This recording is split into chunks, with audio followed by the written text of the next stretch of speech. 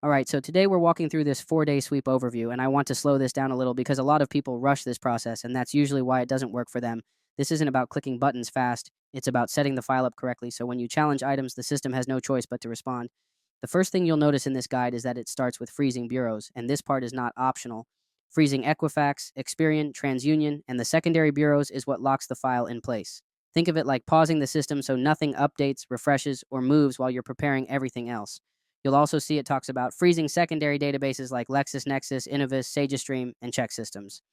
These databases feed information into the bigger systems.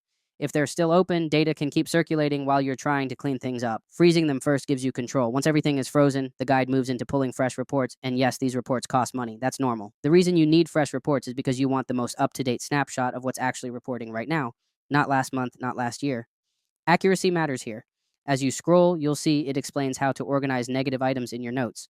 This is where people usually mess up because they try to dispute emotionally instead of documenting. You're not arguing, you're listing facts. Account names, partial account numbers, dates opened, balances, and which bureau they appear on.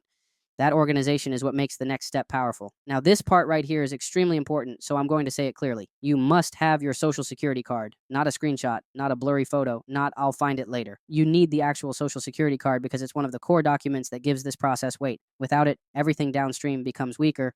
Same thing with your ID and utility bill. Addresses must match. Then the guide moves into the identity theft affidavit. This is where everything changes. Instead of normal disputes, you're filing a formal report that triggers verification requirements. You're not saying, please remove this. You're saying, this does not belong to me and you must prove it does. And when you pair that affidavit with properly documented reports, the burden shifts. Systems aren't built to handle this efficiently, which is why things move fast when it's done correctly. You'll notice the guide also explains how everything gets packaged together. This isn't random paperwork. Each bureau gets its own clean packet. Reports, affidavit, ID, social security card, utility bill, all aligned, all matching, all intentional.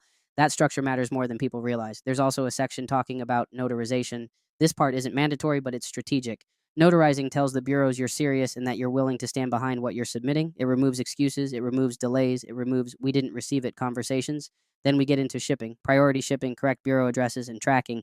This is important because timelines don't start when you mail it, they start when they receive it. Once they receive it, the clock is running, and this is where people usually get surprised. When everything is prepared correctly, reviewed correctly, and submitted correctly, things don't drag on for months. Results start showing up fast because the process is procedural, not emotional. This guide you're looking at is the overview. It explains the flow, the logic, and the order of operations. The exact wording, templates, formatting, and updated execution steps are inside the Patreon because that's where we keep things current and clean. So if you're watching this and thinking, okay, now I actually understand what's happening, that's the point. This isn't magic, it's structure, timing, and documentation.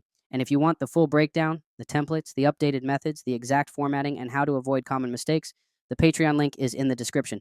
And if you ever get stuck or need clarification, our Discord is there too.